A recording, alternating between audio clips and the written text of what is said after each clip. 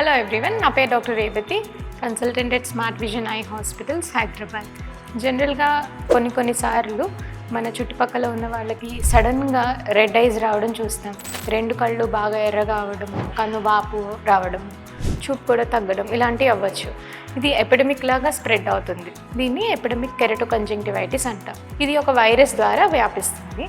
So usually ఇలాంటి science చూసినప్పుడు మనము ఇతరులకి ఎలా స్ప్రెడ్ అవ్వకుండా చూసుకోవాలో ఆ జాగ్రత్తలు తీసుకోవాలి. హ్యాండ్ వాష్ చేసుకోవడము, సేమ్ టవల్స్ కానీ నాప్కిన్స్ కానీ షేర్ చేసుకోకుండా ఉండడం, ఫ్రీక్వెంట్గా హ్యాండ్ వాష్ చేసి శానిటైజ్ చేసుకోవడం, ఇలాంటివి తీసుకోవడం వల్ల వేరే వాళ్ళకి స్ప్రెడ్ అవ్వకుండా ఉంటుంది.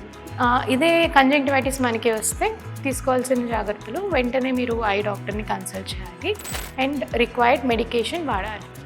సో ఇది కొంచెం 7 days నుంచి 10 days వరకు ఉండే అవకాశం ఉంటుంది.